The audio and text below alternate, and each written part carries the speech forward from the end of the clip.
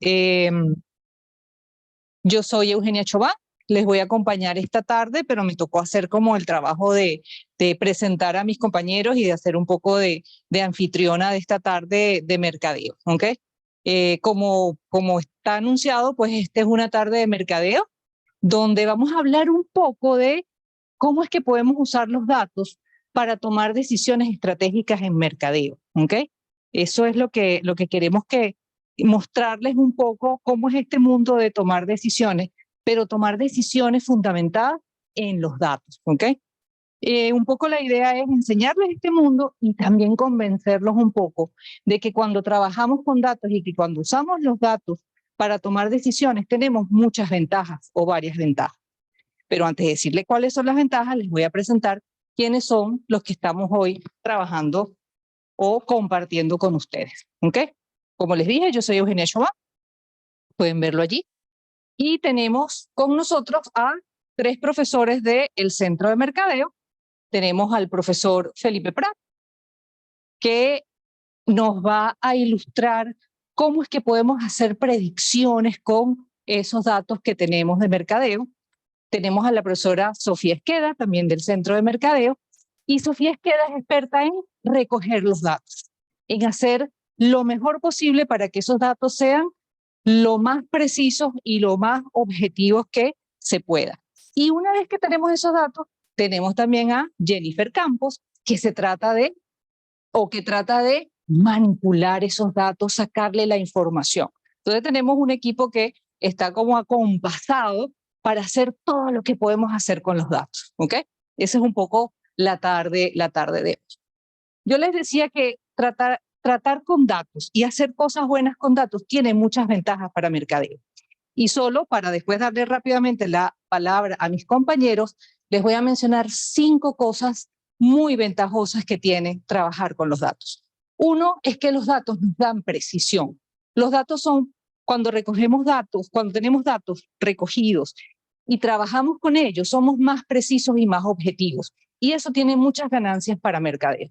En segundo lugar, si sabemos de datos, podemos personalizar nuestras estrategias de mercadeo. Y eso siempre nos va a dar muchas mayores ventajas o muchas ventajas con respecto a la competencia. Tercero, seremos más eficientes porque vamos a tomar decisiones que disminuyen un poco esa incertidumbre de cómo va a ser nuestra campaña, cómo se va a comportar nuestro producto, cómo van a tomar los consumidores esa oferta que nosotros les presentamos. Y eso nos va a dar competitividad. ¿Por qué? Porque vamos a tener mejores cosas para competir en el mercado. Y por último, nos va a permitir también innovar, porque teniendo información podemos innovar. ¿Ok? Entonces, eso es un poco como las 5 ventajas que nos dan tener los datos y trabajar con los datos. Y como dije hace un rato, hacerlos hablar. ¿Ok? Y lo que queremos es que ustedes también se enamoren de eso, de los datos, y quieran también sacarle información a esos datos. Y ya no les voy a hablar más porque esto está muy largo. Los voy a dejar con el profe Felipe Prat, que les va a dar una introducción a esto de las analíticas. Todo tuyo. Muchas gracias. Bienvenido, feliz tarde y gracias por permitirme el espacio de compartir con ustedes algo de lo que tanto me gusta, ¿no? Que es el tema de analítica aplicado mucho a mercadeo y lo que es la toma de decisiones basadas en datos. Tal cual como introduce la profesora Eugenia, pues es muy bueno el tema de utilizar los datos para tomar decisiones. Si ustedes están aquí seguramente es porque aman el mercadeo. Entonces mi intención es que se enamoren un poco también de las analíticas y de las herramientas por las cuales se toman decisiones basadas en datos, ¿no? Entonces, bueno, partimos de la parte de lo que es el marketing, ¿no? Algunas decisiones de mercadeo que pueden ser basadas en datos. Bueno, lo fundamental cuando queremos nosotros lograr nuestros objetivos es incrementar las ventas. Entonces, bueno, el resultado fundamental de toda estrategia de las empresas, de la mayoría de las estrategias de la empresa es vender más, hablando claro y raspado, a pesar de que eso no es lo único. También queremos construir marcas fuertes. Bien, aquí hay que tener cuidado porque el branding como tal no debemos confundirlo como una actividad más de mercadeo, porque si nosotros tenemos un mal branding, pudiéramos hacer un buen mercadeo y sería un desastre de todos modos. Bien, entonces hay que saber que eso es una función importante en sí misma. El mercadeo ayuda, pero tiene que haber un buen posicionamiento estratégico de marcas, una buena concepción de marcas. Bien, luego queremos disminuir el efecto de los competidores, ¿no? Siempre el mercado se ha vuelto muy competitivo, aparecen y desaparecen competidores, reglamentaciones, ventajas para uno, diferencias, desigualdades entre los mercados. Bueno, todo eso afecta nuestro desempeño. También queremos innovar, descubrir nuevas oportunidades, hacer que el mercado crezca. Bien. Y finalmente, también podemos querer posicionar marcas en términos de grupos de consumidores, aquellos consumidores que deseamos atender, así como también podemos posicionar productos y posicionar atributos dentro de esos productos. Entonces hay un tema importante para el cual tenemos que levantar datos. Esos mapas de posicionamiento están amparados en mediciones, en análisis multivariados con un tanto de profundidad. Digamos, aquí vemos 5 decisiones fundamentales que podemos aplicar en marketing y que todas están fundamentadas en datos, basadas en datos. Hay algunas más, pero para que nos llevemos de primer momento que no todo es dinero, que no todo es solamente vender más. Para lograr vender más hay que capturar la fidelidad del cliente, la lealtad del cliente, en un mundo en donde el cliente se ha tornado también complejo y indócil, ¿no? En ese sentido, ¿no? Bueno, ¿cuáles son las funciones más relevantes en todo caso en este contexto en el mercadólogo? El mercadólogo tiene que saber de investigación de mercado, o por lo menos comprender qué es lo que se tiene que preguntar, cuáles son las preguntas claves, cuáles son las técnicas y las herramientas que nos van a ayudar a dar respuesta a esas preguntas, estar familiarizado con esos análisis y poder interpretar esos resultados. También el mercadólogo tiene que desarrollar estrategias de marketing, digamos, poder definir aquellas estrategias que van a apuntar al logro de las empresas de los objetivos clave, de los objetivos a alto nivel. Debe desarrollar esos planes de marketing en términos de la utilización de recursos, los tiempos, quién va a estar participando, ¿no? Los hitos y la forma como se van a medir esos planes. Y luego tiene que gestionar el marketing mix. Aquí estamos asumiendo las 4P de mercadeo, pero podemos extenderlo incluso hasta 7. Algún autor dice que hasta 9, ¿no? De alguna manera que para cada una de estas combinaciones, de esta mezcla de mercadeo, tienen que diseñarse métricas, estrategias, tácticas, todo siempre buscando ampararse en datos, ¿no? El análisis y la medición de resultados, tener los indicadores adecuados que permitan tomar las decisiones y saber si estamos logrando los objetivos del plan. Y luego gestionar marcas, ¿no? Siempre vamos a estar pivoteando sobre la marca, que digamos incluso a nivel cuantitativo es algo difícil de medir, si lo pensamos bien. Muy bien, ¿por qué entonces se hace necesario tomar decisiones basadas en los datos? ¿Qué ha pasado que decimos ahora tenemos que utilizar los datos? ¿Es que acaso antes no era tan necesario? Algo hay de eso, ¿no?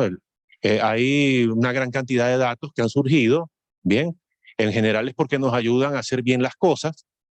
No es que antes no se utilizara, pero antes se podía depender en el marketing más de la genialidad, de la intuición. El perfil del mercadólogo era alguien más creativo, muy comunicativo, pero el mundo pues es distinto. Ahora hay un crecimiento vertiginoso de los datos que se generan, no solamente por temas de dispositivos móviles, toda la conectividad que hay en el mundo, sino que además tenemos el cliente multicanal, todas las cosas que han surgido a nivel tecnológico que nos obligan pues, a manejar grandes cantidades de datos.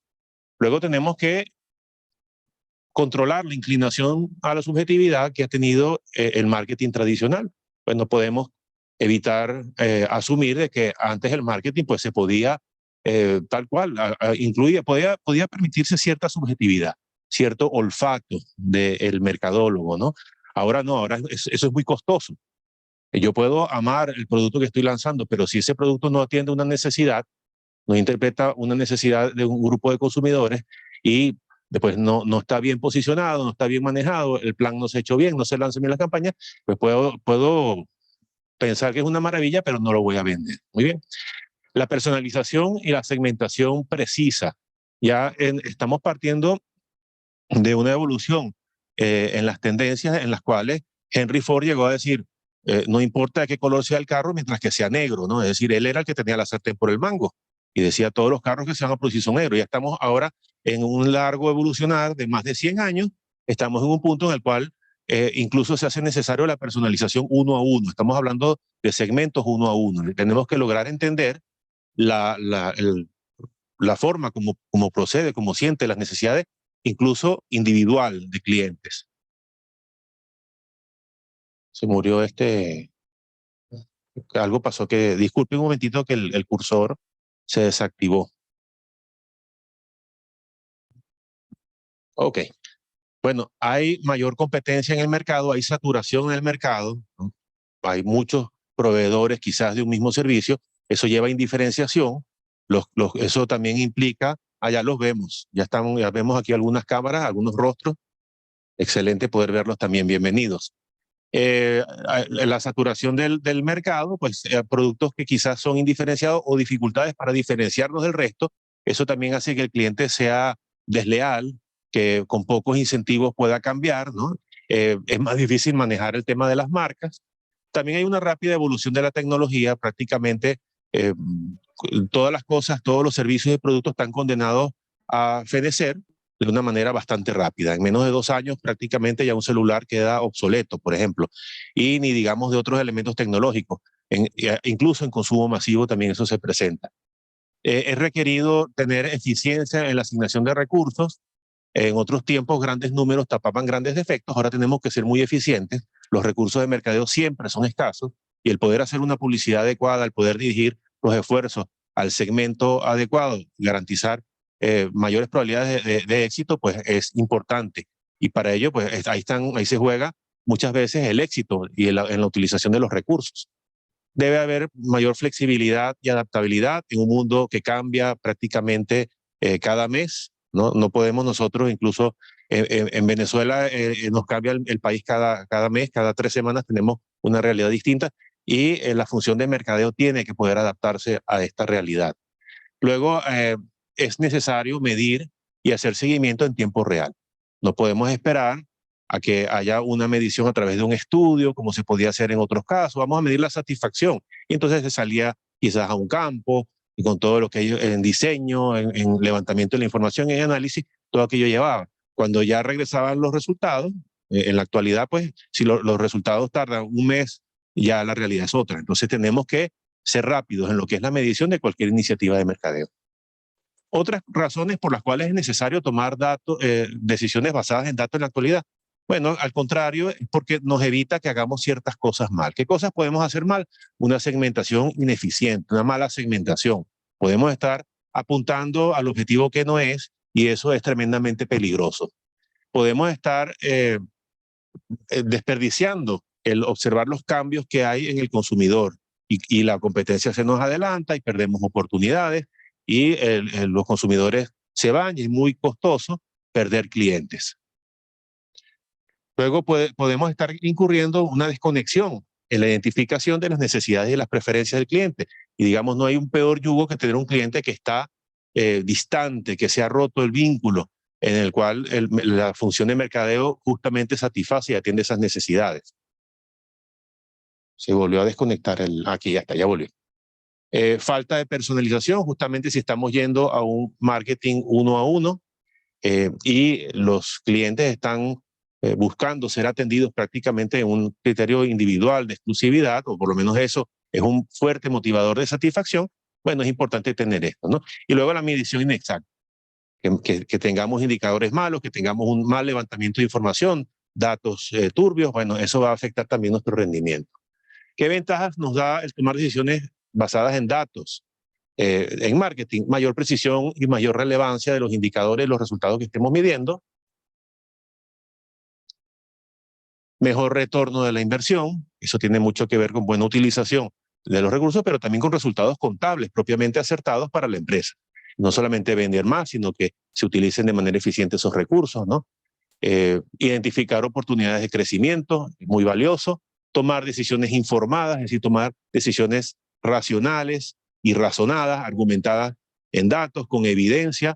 Una de las funciones de la analítica aplicada al mercadeo es justamente reducir la incertidumbre. Cuando nosotros logramos tener una reducción importante de la incertidumbre, no quiere decir que no nos equivocamos. Siempre podemos cometer algún error o equivocarnos, pero lo tenemos acotado. Y eso es muy importante a la hora de garantizar el éxito en general. Y luego mejorar la satisfacción del cliente. Clientes satisfechos son clientes leales, clientes fieles, que van a comprar recurrentemente, que van a tener un ciclo de vida largo y van a garantizar retornos financieros a la empresa, van a recomendar a otros clientes, etcétera. Tiene una cantidad de beneficios muy grande. ¿Qué requerimientos se tienen para la toma de decisiones basadas en datos, en el marketing? Bueno, tenemos que tener datos adecuados. Bien, datos que sean bien levantados, de calidad, íntegros. También tenemos que tener herramientas suficientemente buenas para analizarlos. De momento eso no es un problema tan severo porque hay una cantidad de metodologías y algoritmos que más bien lo difícil es poderlos aprender y poderlos dominar y poderlos controlar. Pero digamos, hay muchísimas alternativas para poder analizar datos y tomar decisiones. Lo que antes pues tenía que requerirse de un computador del tamaño de un edificio, ahora lo podemos hacer en un computador personal. Sí tiene que haber una capacidad analítica, ahí es donde está quizás el mayor cuello de botella, porque lograr saber qué técnica resuelve qué problema, cómo una técnica está bien aplicada, qué insumos o qué requerimientos tiene cada técnica, cómo se interpretan los resultados que estamos obteniendo, eso sí requiere un esfuerzo, hay un elemento humano allí importante de capacitación. Luego tiene que haber una infraestructura tecnológica adecuada.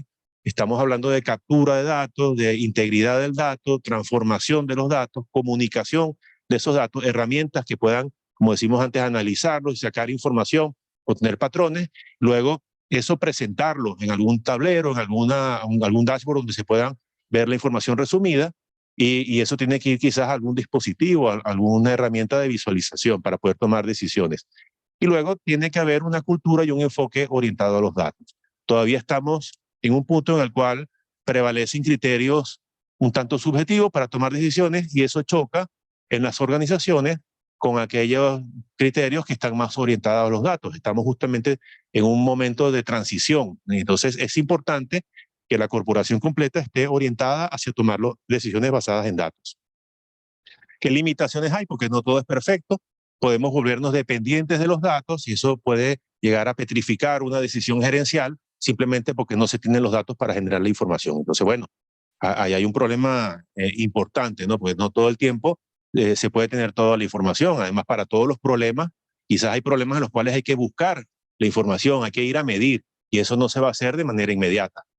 Bueno, el tema de la privacidad y la seguridad de los datos, que cada vez cobran mayor relevancia, a pesar de que todos los gadgets, todos los aparatos que tenemos generan información, no siempre hay acceso a esa información, sino hay un permiso de la persona que lo genera. Y luego los análisis que se pueden hacer con esos datos están restringidos por leyes, por reglamentaciones, o en todo caso está en proceso de hacerse este trabajo. Porque con los algoritmos nuevos que existen, con las metodologías y las herramientas nuevas para obtener patrones, es muy sencillo enterarse de cosas que la misma persona ni siquiera está consciente o no lo sabe o no quiere que.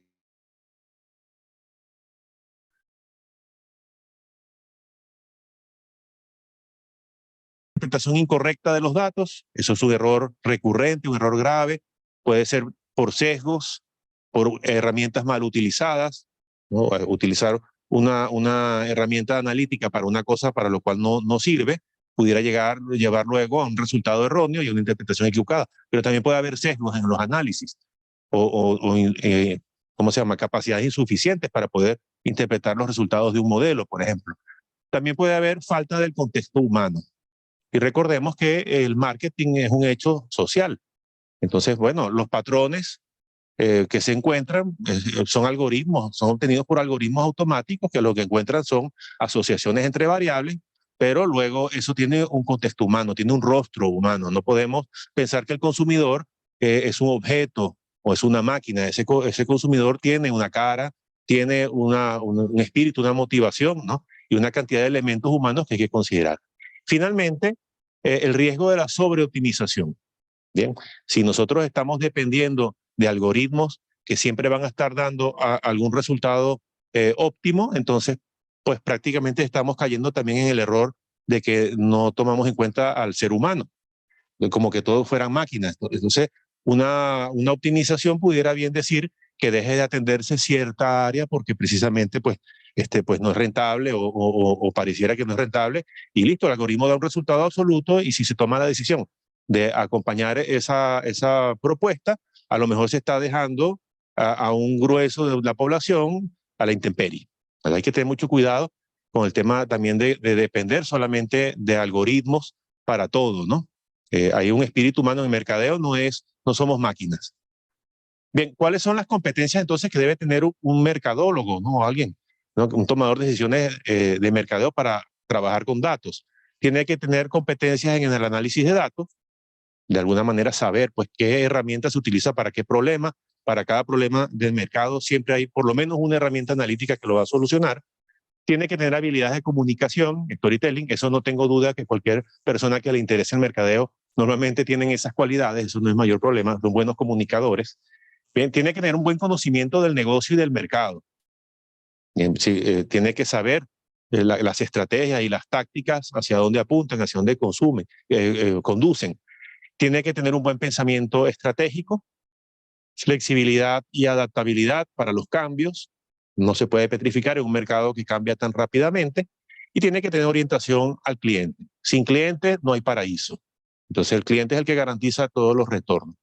Bien, antes de darle el testigo a la profesora Jennifer, uno de los productos o de los análisis más utilizados de marketing es la segmentación de mercado, justamente porque nos ayuda a disparar fino, a identificar necesidades y a generar una mezcla de mercadeo más puntual, con lo cual optimizamos el uso de los recursos, que siempre son escasos, generamos mayor satisfacción. Hay una cantidad de cosas muy buenas que ocurren cuando hacemos una segmentación. Es el punto de partida prácticamente de cualquier decisión de marketing, y lo más importante, está amparada en datos. No se puede hacer una segmentación si no se tienen datos. Entonces, un segmento es un conjunto de consumidores que comparten necesidades, gustos, un comportamiento de compra o de consumo que son bastante parecidos. Bien, en términos estadísticos tienen poca varianza entre sí, pero son distintos de otros grupos. Entonces, el proceso de dividir un mercado en grupos de consumidores que se comportan de una manera semejante y que poseen gustos semejantes, bueno, eso es lo que concluimos o convenimos en llamar una segmentación de mercado. Hay unos pasos fundamentales. Lo primero que se tiene que hacer es analizar el entorno. Luego se pasa al proceso de segmentación de mercado, que es un ejercicio fundamentalmente estadístico. Bien, cómo se obtienen esas agrupaciones muy homogéneas a lo interno, heterogéneas entre ellas. Bien, luego se selecciona el mercado meta, porque no todos los segmentos pueden ser accionables, no podemos tener un producto o un servicio que sea monedita de oro, que se lo vamos a vender a todo el mundo. Habrá algún segmento en donde sea mejor, otro en donde sencillamente no les va a interesar.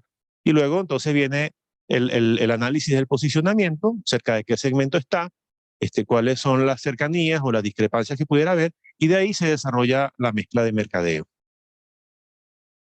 ¿Qué tipo de segmentación hay? Hay unas segmentaciones un grupo de segmentaciones que llamamos a priori y otras que llamamos a posteriori u óptima.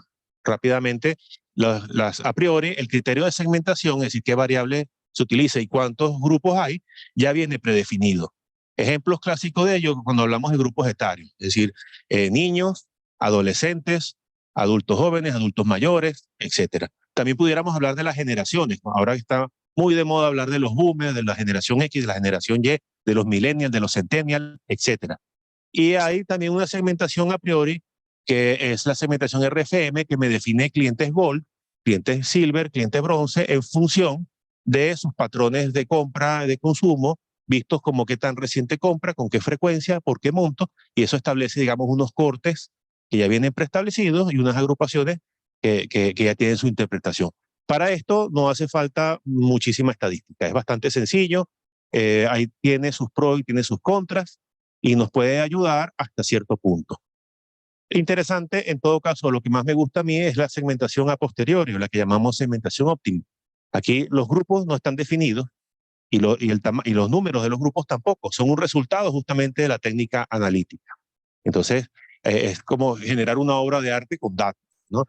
¿Qué ejemplos hay? La mayoría de las segmentaciones que se producen para tomar decisiones basadas en datos, en mercadeo, son de este tipo: por hábitos y usos, por preferencias, por beneficios buscados, por intereses, por opiniones, por estilo de vida, segmentación actitudinal, segmentación sociodemográfica, segmentación psicográfica, etcétera, etcétera. Hay muchas, ¿no? ¿Qué ocurre? Para esto hay que medir, muchas veces hay que levantar un cuestionario, ¿no? O medir en redes sociales, dar algún estímulo y desarrollar algún instrumento pues, que pueda permitirnos levantar estos datos. Muy bien, con esto estoy terminando, nada más para concluir cómo deberían de ser esos segmentos. Deberían ser diferenciables, las diferencias deben ser conceptualmente claras, es decir, cómo se separa un segmento de otro debe estar muy claro, deben ser medibles, debe poder determinarse el tamaño del segmento, así como la importancia en la compra y las características pues, que lo definen. Debe ser accionable, es decir, debe existir y poder desarrollarse mezclas de mercadeo que permitan crearle un valor distintivo, valorado, relevante para los clientes que están en ese segmento.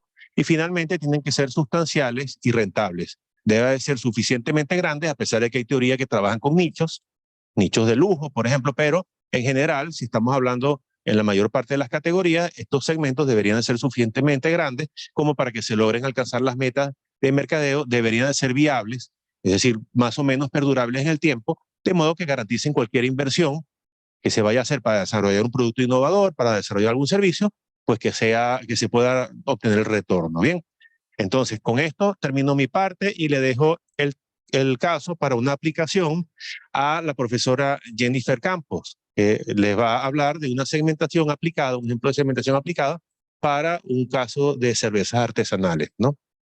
Muchas gracias por la atención y espero que haya sido de utilidad. Hola, ¿me escuchan bien? Sí. Excelente, muy bien. Ahorita queremos escucharlos, que los podemos ver. Vemos que tenemos 60 personas conectadas y quisiera que me contestaran quiénes de ustedes beben cerveza. Pueden escribir por el chat, pueden levantar la mano, pueden alzar la voz. Nosotros, ahí hay un grupo en Innova. Sí, por aquí, saludos, buenas tardes. Bien, los profes también. ¿Quiénes tomamos cerveza? Están juntos. Sí, aquí hay varios que están juntos. Ok, bien. ¿Será que habrá alguna relación entre que nos gusta el mercadeo o los datos y que tomemos cerveza? No voy a contestar a esto. La profe Eugenia dice que puede ser usado en su contra. Ella les dijo a ustedes que yo manipulaba los datos. Yo lo que hago es escuchar a los datos y ellos me hablan. Hay quienes oyen voces. Bueno, es preocupante, con la cerveza a veces se escucha mejor también, ¿no? Quizás valga la pena. Ahora les pregunto, porque bueno, hay muchos tipos de cerveza. ¿Quiénes de ustedes beben cerveza artesanal específicamente? ¿Quiénes han tenido esa experiencia? Los mercadólogos tomamos cerveza porque somos divertidos, dice Freddy, así es. Patricia toma cerveza artesanal. Por aquí dicen que es la mejor. Elsa, excelente, sí. Muy bien, tenemos varias personas que toman cerveza artesanal. Excelente. Bien, entonces somos conocedores del tema. Sabemos de lo que estamos hablando. Como les comentó el profesor Felipe, bueno, nosotros hicimos un estudio muy chiquitito, muy pequeñito, que no va a ser representativo de todos los consumidores de cerveza, pero que ustedes nos dirán si se sienten identificados, ¿ok? Por aquí están en Mérida. También, Dios. Sí, dice Mérida, sí, leí bien, ok. Lo que quisimos hacer con este estudio, bueno, fue identificar segmentos, como les había mencionado el profesor Felipe, de el mercado local venezolano de personas que consuman cerveza artesanal. Y para esto nos basamos en qué características, bueno, en los atributos que los consumidores de cerveza artesanal identificaron como relevantes. Es decir, cuáles eran estas características que tiene la cerveza artesanal que nos hacen consumir cerveza artesanal en lugar de otra bebida o de otro tipo de cerveza más comercial, ¿ok? Bien, pero ¿por qué segmentar a los consumidores de cerveza artesanal? ¿Será que eso es tan importante? ¿Será que ese es un mercado relevante? A ver, ¿ustedes qué piensan? ¿Eso es importante en Venezuela? ¿En Venezuela eso tendrá sentido? ¿O aquí hay muy poquita cerveza artesanal? ¿Cuál ha sido su experiencia? Miguel, adelante. Hola, buenas tardes. Miguel Latera desde Maturín, Estado Monagas. Gracias por esta oportunidad. El oriente de Venezuela, no sé si lo conocen y disculpen que me tome estos minutos. Y si no lo conocen, los invito a que vengan a Maturín, de verdad, la mejor ciudad del oriente. Chévere. ¿Por qué?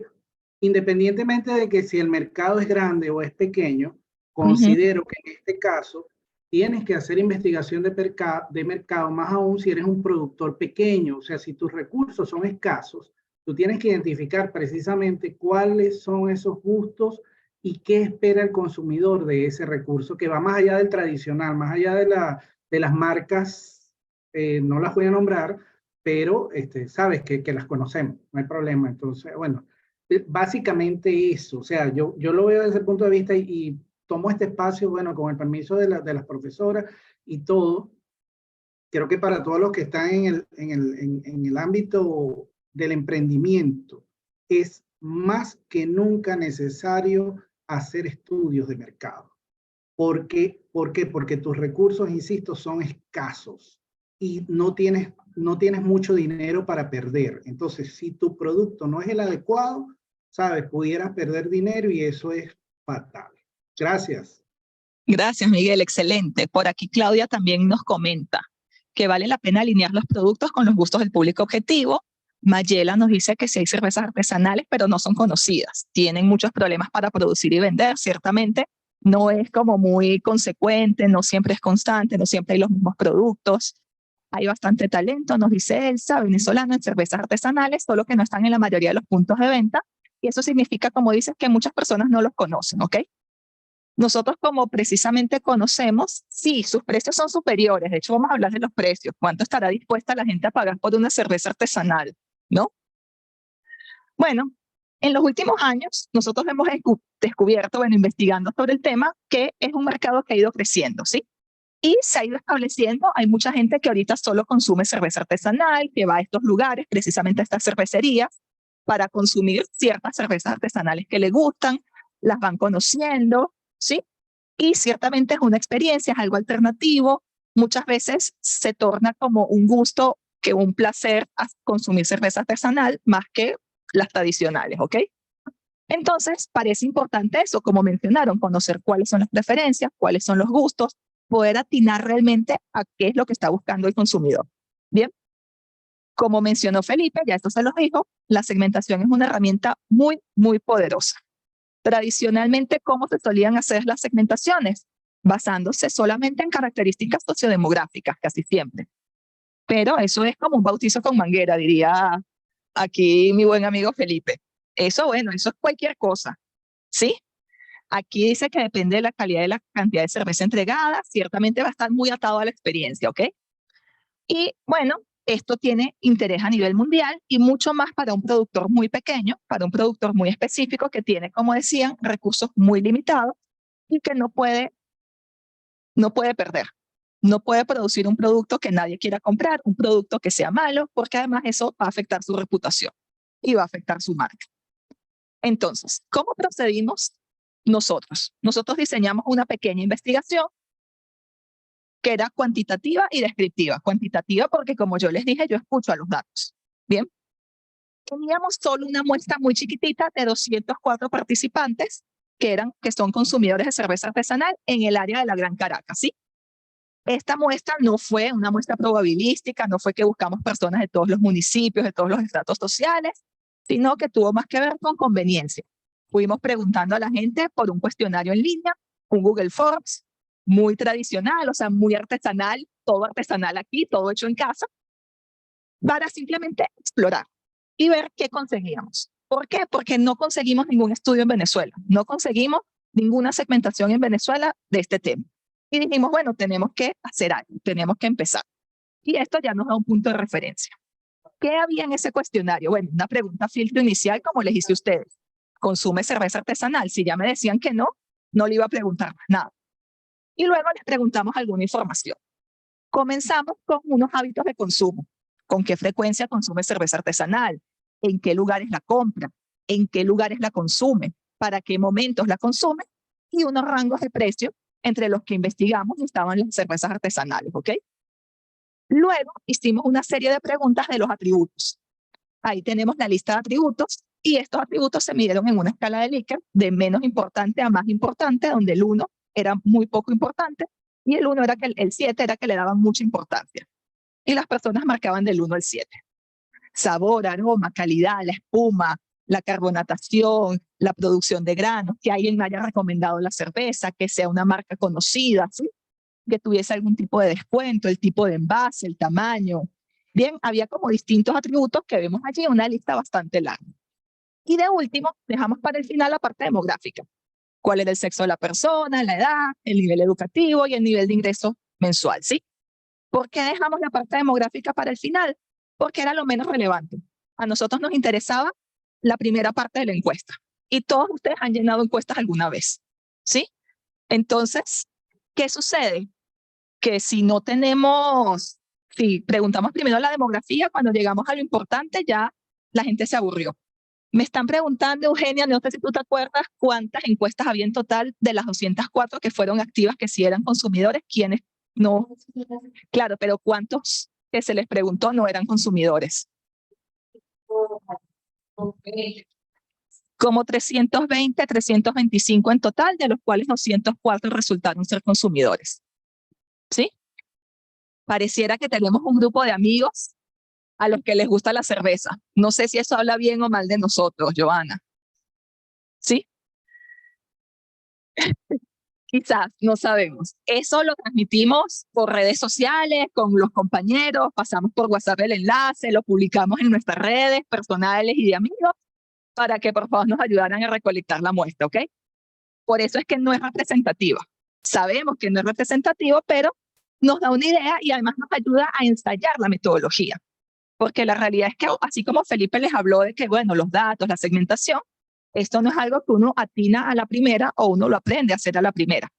Requiere que uno vaya practicando, que uno vaya ensayando. ¿Para qué? Para que se haga más sencillo ese proceso de interpretación, ¿ok? ¿Qué hicimos con los cuestionarios? Bueno, los descargamos, los procesamos, etc. Y el proceso estadístico se hizo en 4 etapas. Una primera etapa de un análisis exploratorio de datos para conocer la naturaleza de los datos, ver si había datos faltantes, si había datos atípicos, qué era lo que estaba pasando allí, sí, cuál era la estadística descriptiva básica. Conocer precisamente quiénes habían contestado. Y ciertamente hay un sesgo, ¿ok? Porque, bueno, solo lo hicimos a personas relativamente cercanas a nosotros. Para hacer esto a nivel de realmente de la Gran Caracas o a nivel nacional, necesitaríamos tener un muestreo probabilístico, ¿sí? E invertir una gran cantidad de tiempo y de recursos para ello.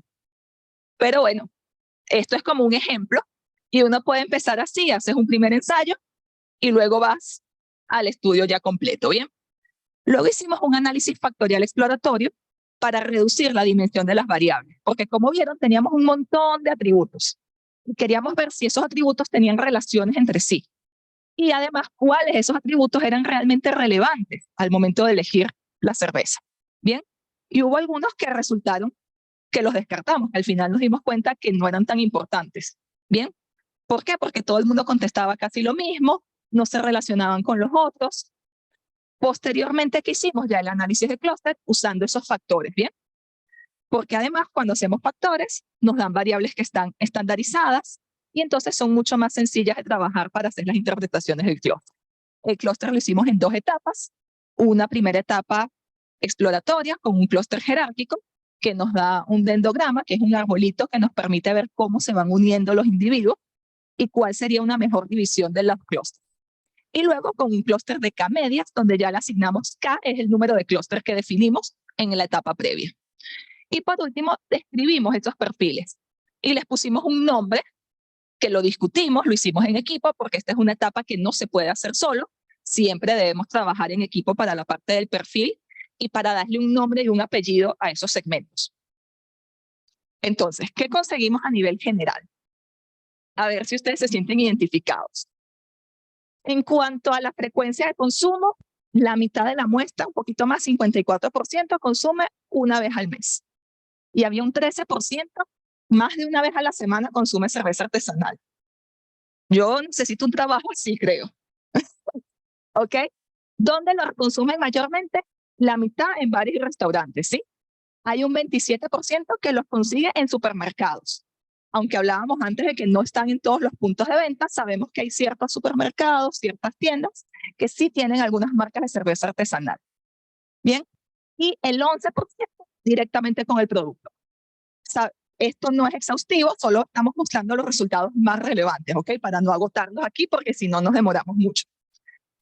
Bien, ¿en qué lugar consume además? Bares y restaurantes. Dentro de la casa, la gente la compra y va a su casa a consumirla, en fiestas, en la cena y como un snack, ¿ok? Como para picar y compartir con los amigos. El precio. 64% paga entre $2 y $3 por cada cerveza. Y un 25% paga más de $4, ¿ok? Lo cual no es poco, considerando también el precio de las cervezas más comerciales, ¿no? ¿Qué conseguimos luego con el análisis factorial? Con el análisis factorial logramos reducir los atributos y unificarlos. Vimos que, por ejemplo, el cuerpo, la presencia de cuerpo, de levadura y la claridad o la turbidez de la cerveza, lo llamamos personalidad. Eso es para nosotros la personalidad que tiene la cerveza. El sabor, la calidad y el aroma son características organolépticas y lo llamamos el tastier. No conseguimos una palabra en español que tuviera el mismo punch, el mismo significado y la dejamos en inglés. Gustosidad sonaba muy raro, sí, sonaba un poco extraño. La pomposidad de las burbujas tiene que ver con la gasificación, la fermentación y la presencia de espuma en las cervezas artesanales, que sabemos que es muy distinta a la de las cervezas comerciales. El color quedó solo en la vida, ¿ok? El color, él es suficiente, no necesita estar acompañado de más nadie. El precio y el grado alcohólico estaban relacionados, ¿ok? Para las personas que el precio era importante, también lo era el grado alcohólico de la cerveza. La marca y la recomendación previa estaban relacionadas también, lo llamamos el prestigio que tiene la cerveza. Y el pedigrí es si está hecha con granos especiales y la certificación. Hay algunas de estas cervezas artesanales que tienen alguna certificación de su calidad, ¿sí? De su producción. ¿Qué conseguimos con el análisis de clúster? Bueno, con el análisis de clúster, nosotros llegamos a conseguir 2 clústeres en este grupito pequeño de 204 personas, ¿sí? Un clúster del 81%, de 81 individuos, que era el 40%, y un clúster de 123 personas, que era el 60% de nuestra muestra aproximadamente, ¿sí? Los clústeres, como ven, tienen un tamaño suficiente como para para que uno pueda trabajar en ellos y que, de hecho, genere algún tipo de retorno, ¿no? ¿Cómo llamamos a los 2 clústeres? El más grande, el de 60%, lo llamamos los cerveceros sofisticados. ¿Cuáles son los atributos de estos que les acabo de mencionar que son relevantes para ellos? Bueno, ellos están buscando una cerveza con personalidad, que sea única, que tenga prestigio, altos estándares de calidad en sus ingredientes y en el proceso de producción. Les interesa el color y la pomposidad, esa parte burbujeante de la espuma, de cómo tiene la cerveza, ¿sí? Pero que además tenga un precio justo a su grado alcohólico, ¿bien? Frente a esta combinación de atributos, para ellos el sabor de la cerveza no es tan importante. Fíjense que les interesa más precisamente cómo está elaborada, cuál es su certificación, cuáles son los ingredientes, cómo se ve la cerveza. Bien, parece como los conocedores. Cuando uno va a tomar cerveza con alguien y él te explica todo el proceso de cómo se hizo y qué significa y cómo se ve y cómo uno sabe si es bueno o no. Y luego hay un grupo de cerveceros artesanales que llamamos sensualistas. ¿Por qué son sensualistas? Bueno, porque ellos no saben tanto del proceso, ni saben si la cerveza es de buena calidad o no, pero a ellos les gusta el sabor, ellos van a disfrutarla, el aroma que desprende la cerveza artesanal, y no les interesa mucho el color, no les interesa si tiene o no tiene espuma, están dispuestos a pagar el más o menos, esto tampoco es relevante para ellos, no les interesa si está certificada, no les interesa mucho de qué está ahí. Por eso dijimos que eran sensualistas, porque van más por el aspecto sensorial, ¿ok? No vayan a pensar una cosa rara ustedes aquí que estamos en horario todo público, ¿sí? Y estos son los segmentos que nosotros conseguimos. ¿Alguien me puede decir quién será, sensualista o sofisticado? Si tuvieran que decírmelo, ¿me lo dicen? Para darle la palabra a la profe Sofía. ¿O ninguno? Sensualista tenemos aquí. Sensorial, sensualista, aquí sofisticada, Mayel es sofisticada, pero la mayoría son sensualistas. Bueno, vamos a tener que hacer un taller para conocer de cerveza artesanal entonces. ¿Qué hacemos entonces ahora con esta información? ¿Qué hacemos con saber, que ahora sabemos que tenemos unos sofisticados y otros sensualistas? ¿Qué podemos hacer? ¿Qué dirían ustedes que sería el siguiente paso? A ver, Maribel. Creo que con el foco Uy, te escucho muy bajito. Ahora sí me escuchas mejor. Ahora sí, perfecto. ¿Aló? Sí, ahora te escuchamos, Maribel. Uy, ya va. ¿Cuál sería ¿Me escuchas entonces para mejor? ti? Sí, Nada, en ese caso, nosotros con los clústeres definiríamos públicos objetivos en los cuales podemos enfocar nuestras estrategias de comunicación y a quienes queremos, en efecto, venderle nuestras cervezas artesanales, obviamente tomando en cuenta dentro de qué perfil se encuentra nuestro producto. muy bien, Maribel. ¿Cómo podríamos hacer eso? A ver, ¿quién complementa lo que dice Maribel? ¿Cómo Profesor, podríamos nosotros entonces de alguna manera aterrizar? Miguel. ok, aprovecho por favor para aclarar un término que recién no me había detenido el mismo y tengo una duda. Cuando hablamos del buyer persona,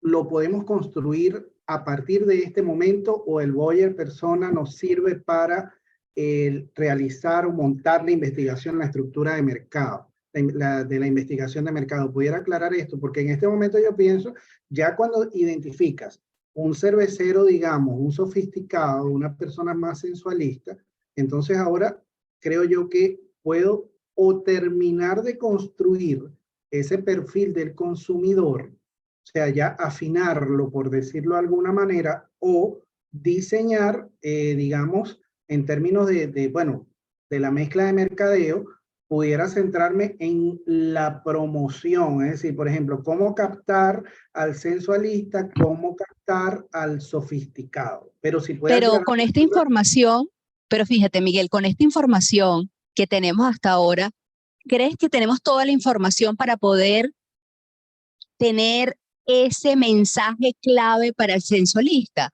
No, ¿O no, ese mensaje clave para el conocedor, el de no, prestigio?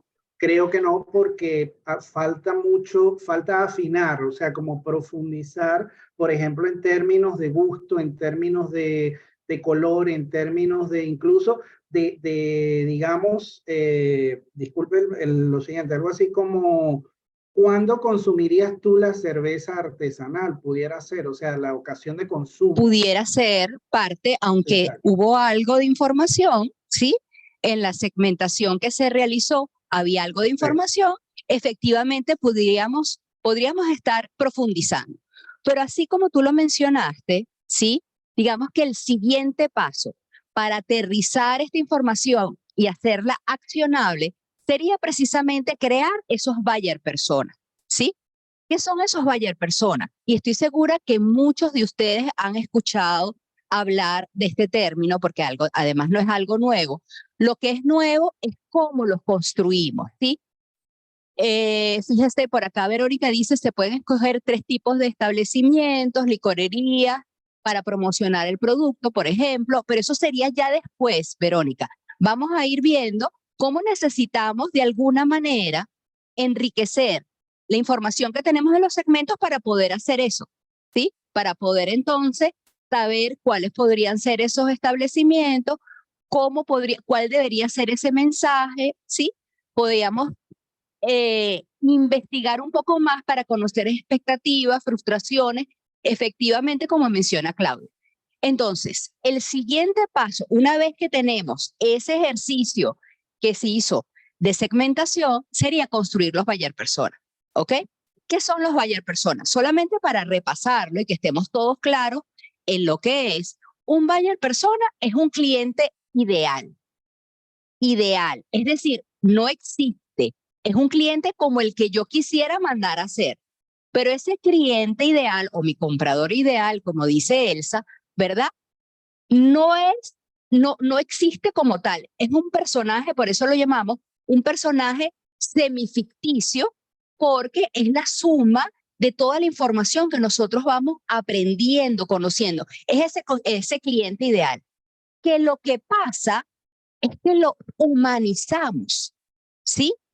Lo humanizamos. ¿Por qué lo humanizamos? Porque necesitamos, de alguna manera, ponerle nombre, ¿sí? Ponerle un rostro y decir, si entra por acá el sensualista o la sensualista, ¿quién es?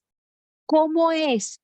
Un perfil, precisamente como menciona Claudia allí, un perfil que me permita hacer a mí, como estratega de marketing, accionar sobre esa información y poder entonces generar esa estrategia de mercadeo que necesito generar. Entonces, ¿cómo voy a construir yo un buyer persona? Como ustedes deben saber, existen múltiples plantillas, ¿sí? Múltiples maneras de crear, incluso algunas empresas tienen sus propias plantillas y en la web tenemos diferentes herramientas para crear los buyer personas.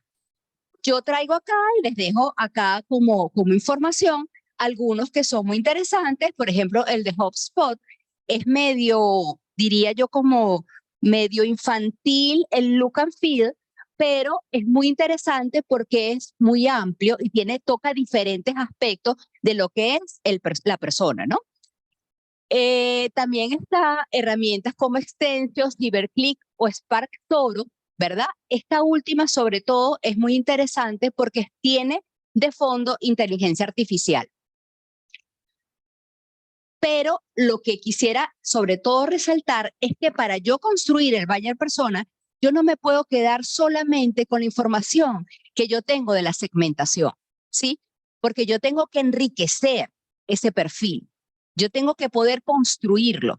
Entonces, ¿cómo lo voy a hacer? Bueno, si ya yo tengo tiempo en el mercado, si ya yo tengo cierta información de quiénes me han venido comprando o quienes me siguen en la web, entonces yo puedo tener datos internos de mis clientes, ¿verdad? Yo puedo hacer algún tipo de análisis web con plataformas como BuzzSum o el mismo Google Trends y yo puedo buscar más información.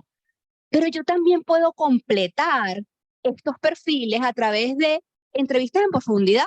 Yo puedo realizar entrevistas en profundidad para entender un poco mejor algunos de los aspectos, como mencionaron por acá, por ejemplo, las frustraciones o las expectativas que puedo tener con relación a la categoría de cerveza artesanal. Y yo puedo usar, como mencioné anteriormente, algunas herramientas en la web que me permitan entonces recrear o enriquecer este perfil, ¿sí? Yo les traigo acá un modelo de buyer persona, ¿verdad? Donde que hemos utilizado, que utilizamos nosotros en el centro, que hemos utilizado en algunas investigaciones, que simplemente lo que recoge es de alguna manera lo que recomienda la American Marketing Association, ¿verdad? Y recoge también lo que es muy importante para hacerlo accionable, es decir, cuáles son las motivaciones que está detrás del consumo, por ejemplo, en este caso, porque estamos en el ejemplo preciso de cerveza artesanal.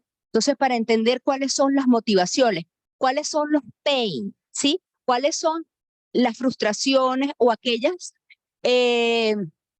dolores que yo voy a ayudar a solucionar a ese cliente, ¿verdad? Porque eso es lo que me va a permitir a mí crear una estrategia para poder llegarle a ese consumidor que quiero de alguna manera atender. Entonces, ¿qué tiene este prototipo de buyer persona? Bueno, yo voy a recoger, por supuesto, información sociodemográfica, ¿verdad? Esta plantilla, o información sociodemográfica, personal, profesional, algunos hábitos con relación a la categoría. Voy, como les mencionaba antes, recoger toda la información de metas, retos, objetivos y motivaciones.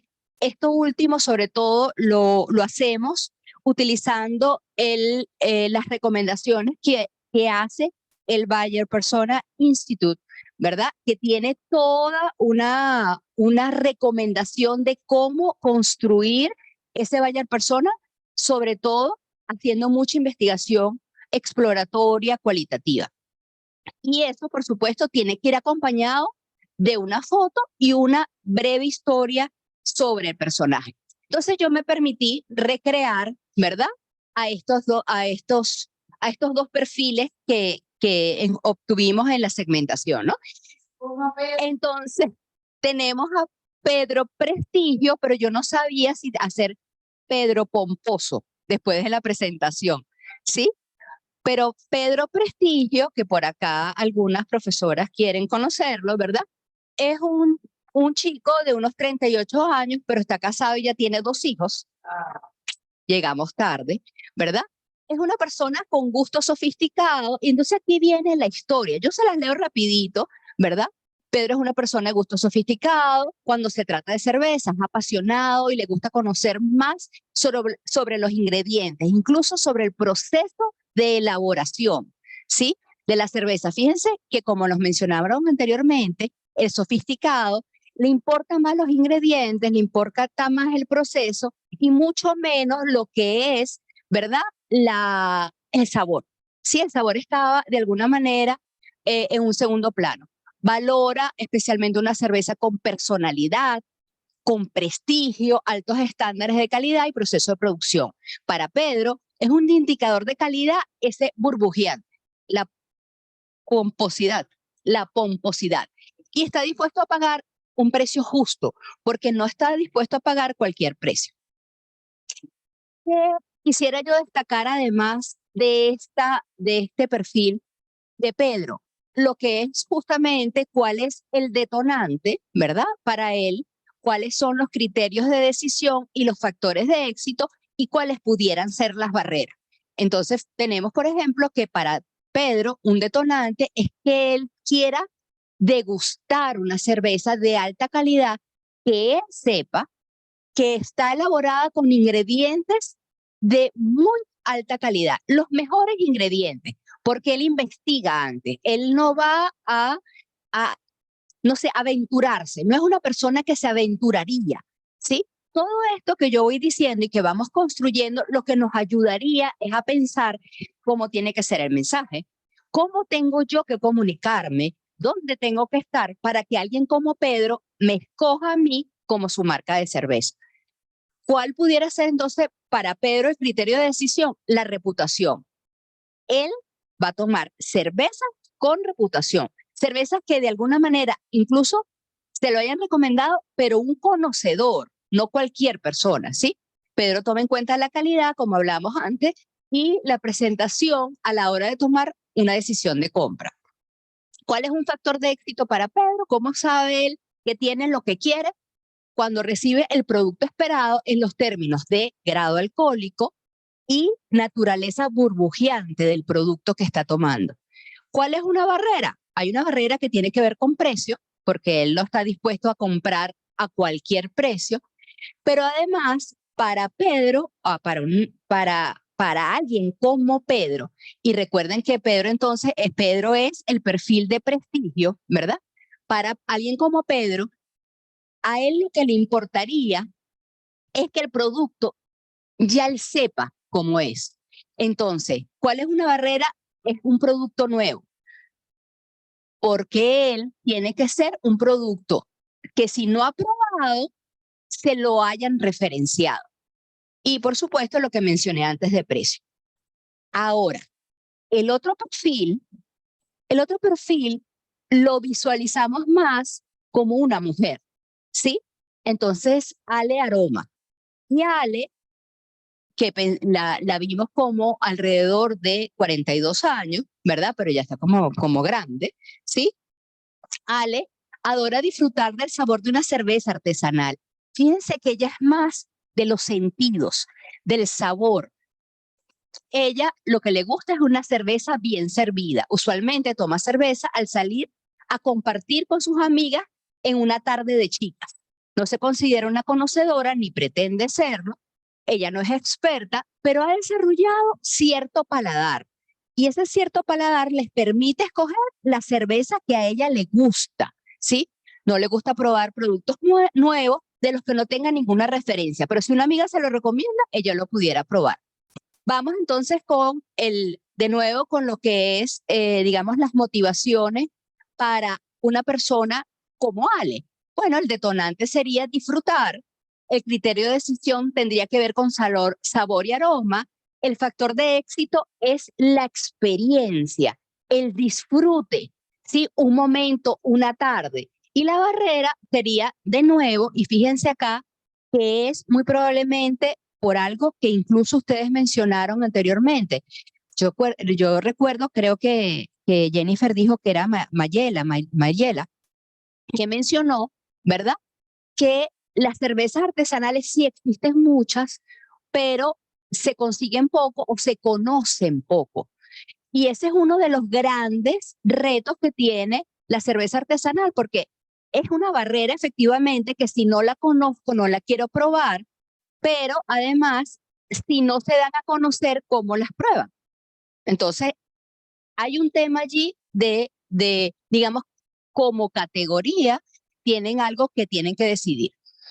Entonces, acá en este caso, la barrera es un desconocimiento del producto y porque Ale evitaría probar un producto nuevo a menos que se lo recomendara. Ahora bien, hemos estado hablando de todo este proceso de análisis de información, toma de información, en un momento donde en realidad mucho se está hablando de algo como el ChatGPT. Entonces, la pregunta que yo tenía para todos es, ¿y si usamos simplemente el ChatGPT? ¿Podemos sustituir con la información que nos daría algo como el ChatGPT todo este proceso de investigación, segmentación y creación de los buyer personas? ¿Ustedes qué dirían? No. Lo abrimos a preguntas. Miguel por acá nuevamente, no. Nunca. A ver, Miguel. No, para nada, para nada. Para nada.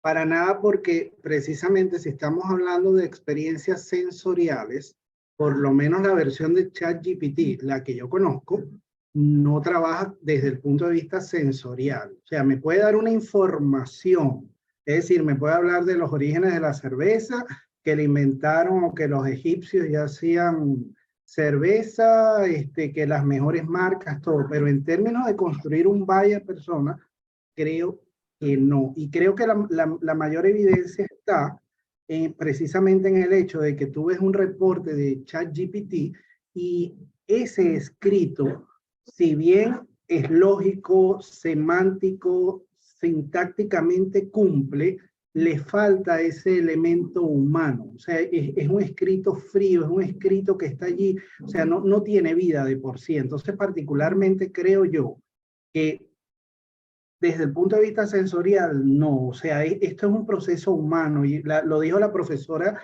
que la antecedió cuando ella decía, hay algo tan allí, por ejemplo, con el término tastier. Ajá, ¿cómo traduzco este término? Eso es algo que es muy humano, eso es algo que, ¿sabes? O sea, que necesitamos humanizar de alguna manera. Exactamente. Entonces, para poder crear entonces esa estrategia, ¿verdad? Correctamente, ¿sí? Correctamente. Ok, a ver, además de Miguel, a ver, por aquí Verónica dice, creo que puede dar una referencia, el ChatGPT, pero define la experiencia de disfrutar o conocer el producto. ¿Sí? Pero lo sustituiría, dirías tú, Verónica, ¿lo podría sustituir todo este proceso o no? A ver, no. Ok, vamos bien. No, o dice Oliver. A ver. ¿Quién más? Creo que también va en base a tomar algunas referencias, sí. Y creo que más por procesos de ayuda, exactamente. En cuanto al ChatGPT, la información tendría que estar en plaza digital para que el chat la pueda usar y reflejar. La realidad está en la realidad. Coincido contigo, Claudia.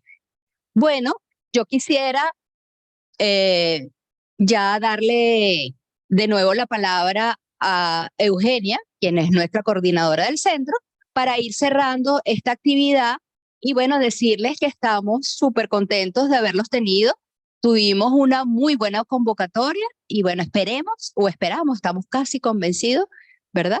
De que ustedes también lo disfrutaron como nosotros. Sí, bueno, como dice Sofía, muchas gracias por estar ahí, por haber permanecido todo el rato. Y tenemos como un espacio pequeño aquí para no aburrirnos a ustedes y no cansarnos, no cansarlos, como un poco para las reflexiones justamente, ¿ok? Como para cerrar lo que yo pensaba decirles es que fíjense, hemos pasado como por todo un proceso de desde qué podemos hacer con los datos, cómo manejamos los datos, y entonces parece que eso fuera frío y la máquina entra. Y entonces Jenny les hablaba de análisis factorial. Y uno decía, ¿qué es esa cosa del clúster jerárquico? Bueno, esas cosas se aprenden y nosotros se las enseñamos, se las podemos enseñar cuando ustedes quieran. Pero eso no es suficiente, que es un poco lo que también decíamos de humanizar. Una vez que uno tiene eso, pues también hay una parte de calidez humana, hay una parte de, bueno, ¿cómo esto se lee? ¿Cómo es que va a ser Pedro, pues prestigio, como yo de un segmento que me da un análisis de datos profundo, objetivo, lo llevo a una persona que, aunque es ficticia, puede llegar a ser mi cliente de verdad? Entonces, fíjense que todas estas estrategias o estas herramientas son cosas que nosotros los mercadólogos podemos usar, que los usamos y que debemos aprender a usarlos, y que lo que queremos es que muchos de ustedes también aprendan a usarlos, ¿ok? Entonces aquí viene como que, ¿qué piensan? ¿Qué se llevan? ¿Qué nos podrían decir de esta tarde de mercadeo para nosotros también llevarnos cosas de ustedes? ¿Qué me pueden decir? Gracias por su tiempo, muchas gracias. Tener una probadita de una clase magistral en el IESA, bueno, muchas gracias a ustedes por estar aquí. ¿Qué se llevan? ¿Qué aprendieron? ¿Qué me pueden decir rápidamente? Claudia, dime. Por aquí, muchas gracias, feliz tarde, agradecida por el evento, felicitaciones porque es una información con mucha sustancia, hay mucha sustancia en la clase de hoy y casos prácticos aterrizados, muy digerible, de verdad, gracias. No, gracias a ustedes. Innova, que no debe ser Innova, pero dígame, Innova. Ajá, cuéntame cuál es tu nombre, buenas ¿verdad? tardes por aquí. Ajá. Nosotros tenemos una pregunta porque, por ejemplo, con el instrumento nos gustaría saber si el instrumento, esta encuesta o sí, este elemento que utilizaron para recaudar datos era lineal, ¿Era qué? un sistema lineal. No entiendo. Un sistema lineal, pues bueno, podría ser una suma, resta y división, o sea, una ponderación sencilla. Eso nos gustaría saberlo. No, precisamente eso es lo que hace el análisis factorial. El análisis factorial lo que hace es que sustituye esas sumas tradicionales que uno hace cuando uno quiere unir factores, y él busca cuáles son realmente las relaciones que los números arrojan y los pondera, los reduce, y de tal manera que la variable que genera ese atributo nuevo es una variable que no existía. Esto que llamábamos pedigrí o pomposidad, eso no existía antes. Y eso no utiliza necesariamente valores iguales lineales para todos. Y además, esto fíjate que originalmente estaba en una escala de 1 a 7, y luego cuando me lo da el análisis factorial me lo da estandarizado, es decir, con media 0, promedio 0 y desviación 1. Y entonces eso es mucho más sencillo de interpretar, porque bueno, si es positivo, estoy por encima del promedio. Negativo, por debajo del promedio. Cercano a 0, cercano al promedio, pero no es lineal. Porque tomamos, es lo que decíamos antes, a lo mejor al principio son números, pero es que los números sí dicen cosas. Y entonces hacemos un análisis de esos números y después los volvemos a leer, los volvemos a interpretar, le ponemos la parte como sabrosa y rica de, bueno, ¿esto qué será lo que significa? Entonces yo creo que un poco la idea también de hoy para la gente que está por allí es que puedan pensar en que combinar lo que a veces parecen cosas numéricas horribles y frías y lo cualitativo es importante en mercadeo. Las dos cosas son importantes, porque si no es como que tuviéramos una patica coja. Entonces es un poco la idea de hay que tomar y aprovechar todo lo que los datos nos dan, sean datos, números o sean personas que nos hablan en una entrevista. Yo creo que eso también es un poco la idea. Y bueno, para que no se me vaya el tiempo sin decirles, por supuesto estamos aquí en el IESA, estamos en el Centro de Mercadeo, estamos en la Maestría de Mercadeo y estamos en un proceso donde estamos abiertos a una nueva promoción, a una nueva cohorte de mercadeo. Así que si ustedes quieren venir, quieren estudiar con nosotros, quieren pasar estos momentos y otros con nosotros, nosotros estaríamos felicísimos de recibirlos aquí en el IESA. ¿Ok? ¿Qué otras herramientas para análisis de datos recomiendan? Mira, hay muchísimas herramientas, ¿ok? Solo hablamos, por ejemplo, de que podíamos hacer segmentación con análisis de datos, pero también Felipe les dijo que podíamos hacer optimización de la demanda, podemos hacer evaluación del rendimiento y podemos hacer... Yo quité algunas láminas porque ya era larga la parte mía, pero justamente traía el tema de análisis de sentimiento en redes sociales, análisis de texto. Podemos hacer pronósticos de demanda, estimación de la demanda, calcular el valor de vida del cliente, el ciclo de vida del cliente, el tiempo que va a durar con nosotros, cuándo nos va a abandonar, quiénes nos van a abandonar, por ejemplo. Hacer segmentaciones un poco más profundas, análisis de influencer, análisis de redes sociales, incluso sistemas de recomendación para poder hacer ventas cruzadas, para poder hacer venta a la alza, venta a la baja, ¿no? Ahí las láminas eran unas 17 o 18 y yo paraba de contar porque se me acababa el tiempo y aquel entonces, después las quité. Pero nada, acérquense a la IESA y aquí todas esas técnicas las vemos, ese es el área de nosotros, el área cuantitativa, dentro de este mundo de mercadeo, justamente para producir esos insumos, esos patrones que están en los datos, escondiditos allí, esperando que los descubramos. Y luego viene la gente del ámbito cualitativo y le da los porqués, le da sentido, le da la interpretación. Y así es como se va avanzando en marketing y tomando decisiones informadas y razonadas. Pero de técnicas, bueno, podemos conversar mucho tiempo. Sí. Además, con una cerveza se habla mejor, ¿no? A veces lo hacemos con cerveza también, pero también lo hacemos con café y lo hacemos con galletitas. Por allí creo que me han preguntado 2 o 3 veces si habrá una cohorte online. Sí, para la próxima cohorte que empieza en octubre, la previsión es que sea en línea, ¿ok? Y aunque es en línea, nosotros también tenemos planeados como encuentros presenciales que creemos que son muy ricos para que ustedes también hagan networking, para que se conozcan, para que podamos tomar cerveza y comer otras cosas ricas, pero en términos de formato oficial, el formato es online, ¿ok? Eso significa que el que está en Maturín, que nos estaba invitando por ahí, puede hacer el programa con nosotros, Miguel.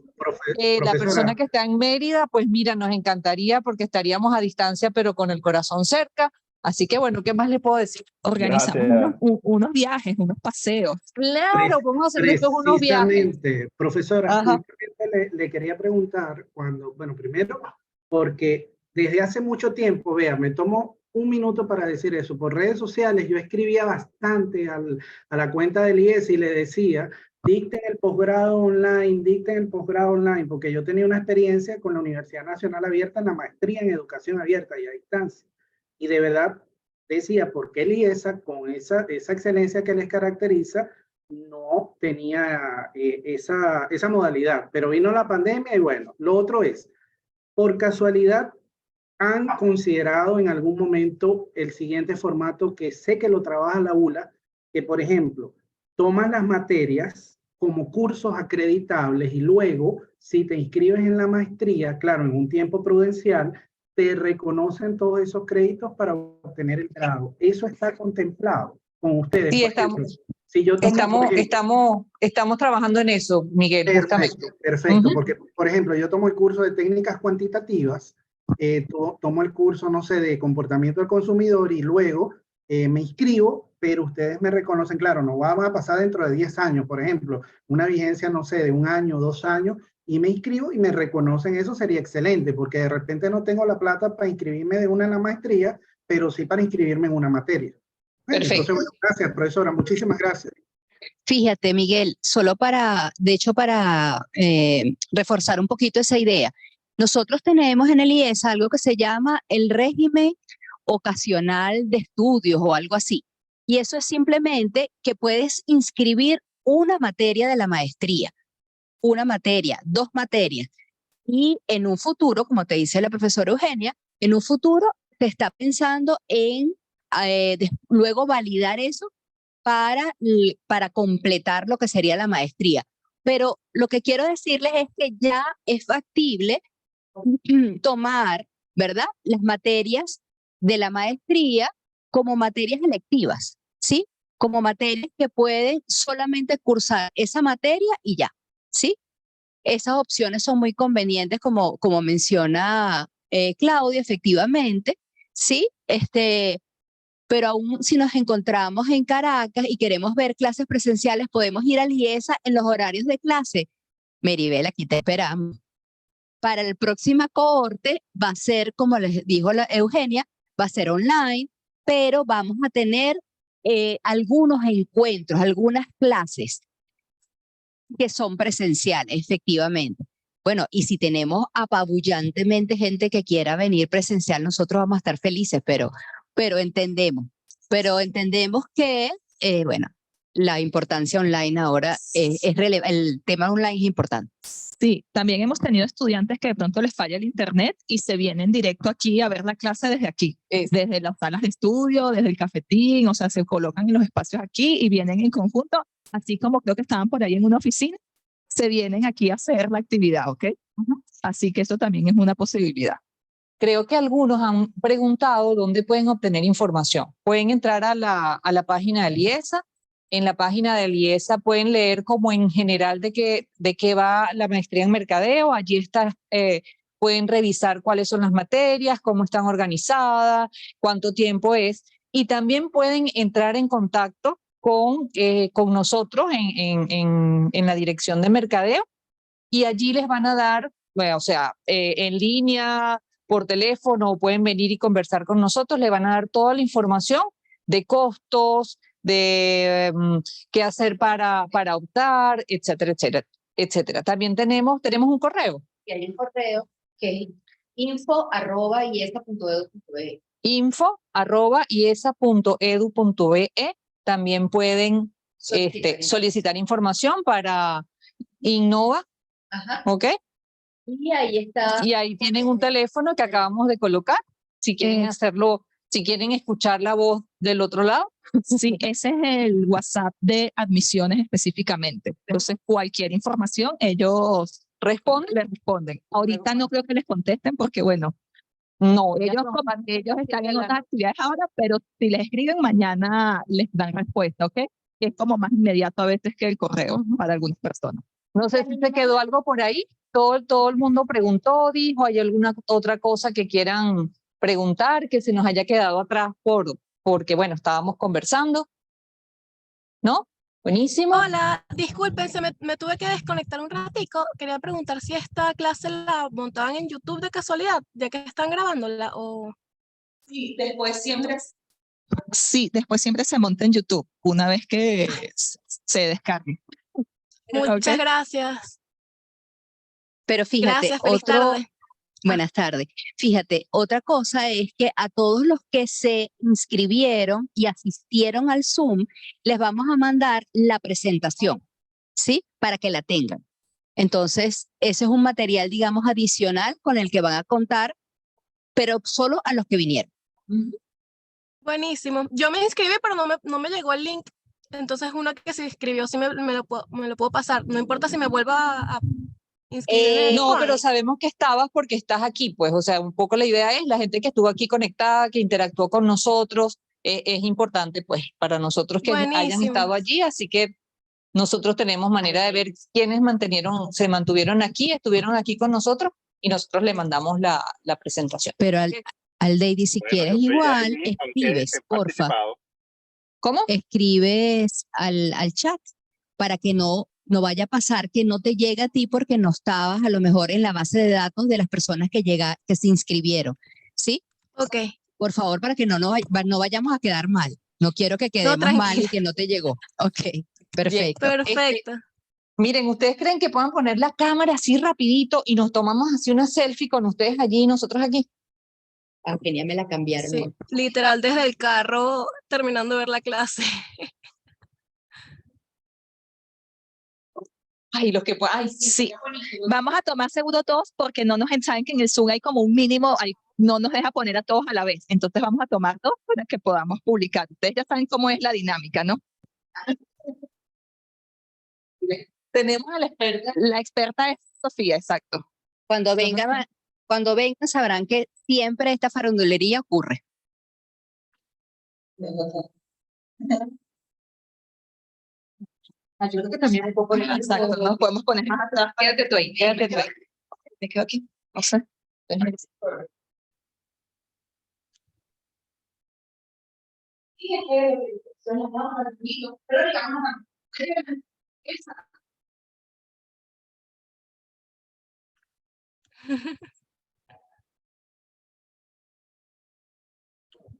Voy a mover a la gente para que se vean los demás. ¿Qué gente? Porque aquí dice 1 de 2. Entonces hay un 2 de 2. Ahora sí. El siguiente lote. Me va esperando a dar mi clase. Carolina. Bueno, ahorita que está empezando. Yo les voy a tomar unas fotos. Sí, que Así. estoy estacionando, me estacioné mal. Y ahora una para salir yo, porque si no me muero, si no paro.